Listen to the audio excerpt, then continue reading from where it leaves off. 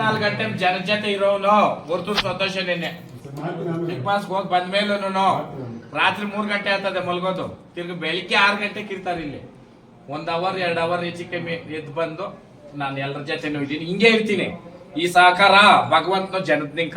ಇವತ್ತು ನಾನು ಏನ್ ವಾಯ್ಸ್ ಮಾತಾಡ್ತೀನಿ, ಏನ್ ನಾನು ಸ್ಪಷ್ಟವಾಗಿದ್ದೀನಿ ಅಂತಂದ್ರೆ ಆ ಭಗವಂತನು ಈ ಜನ ಕೊಟ್ಟಿರೋ ಅದಕ್ಕೆ ನಾನು ಯಾವತ್ತೂ ಅದನ್ನೇ ನಿಮ್ಮ ಪ್ರೀತಿಕ ಭಗವಂತನ ಆಶೀರ್ವಾದಕ್ಕ ಬೆಟ್ಟದಂಗಿರೋ ಕಷ್ಟನ ಊದಂಗ್ ಮಾಡ್ಬಿಟ್ನು ಭಗವಂತನ. ಹೌದಾ?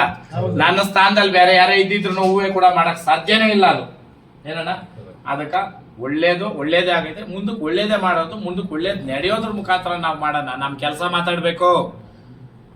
ಏನು ಆಗದಿರ ಇರೋನು ಬಾಯಿಯಲ್ಲಿ ಮಾತಾಡ್ಕೊಂಡು ಬರ್ತಾನೆ. ನಿಜನಣ್ಣ?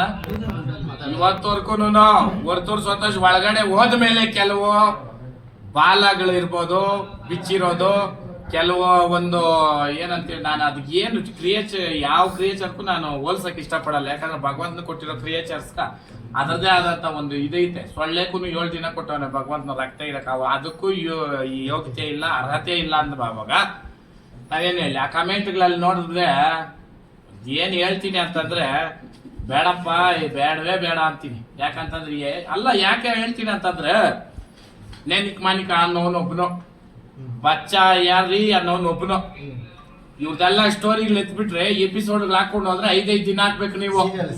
ಸೋ ಕಾಲ್ಡ್ ಅವ್ರದೇನೇನೆ ಯಾರನ ನಿಮ್ಗೆ ಅಭಿಮಾನ ಅನ್ನೋದಿದ್ರೆ ಅವ್ರವ್ರದ್ದು ಗೊತ್ತಿರ್ತದಲ್ಲಪ್ಪ ನಿಮ್ಗ. ಒಬ್ರು ಮಾಗಡಿವನು ತಲೆ ಕೂದಲು ಬೆಳಗಾಕ್ಬಿಟ್ರೆ ಅಲ್ಲ, ಹಳ್ಳಿ ಕಾರ್ ಒಡಿಯ ತಕೊಂಡಾಕ. ನಿಜನಾ?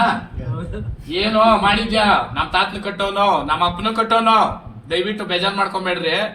ಅವತ್ ನಾಟಿ ದನ ಅಂತ ಕಟ್ಟೋರು, ಹಳ್ಳಿ ಕಾರ್ ದನ ಇದೆ ಅಂತ ಕಟ್ಟೋರಣ್ಣ. ಇಲ್ಲ ನಾನೇ